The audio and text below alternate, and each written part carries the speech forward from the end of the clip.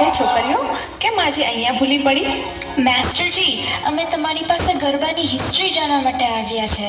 તો સાંભળો, મહાભારત કાળમાં બાળાસુર નામનો રાક્ષસ હતો, જેની પુત્રી ઉષાના લગ્ન દ્વારકામાં વસેલા ભગવાન શ્રી કૃષ્ણના પૌત્ર અનિરુદ્ધ સાથે થયેલા હતા.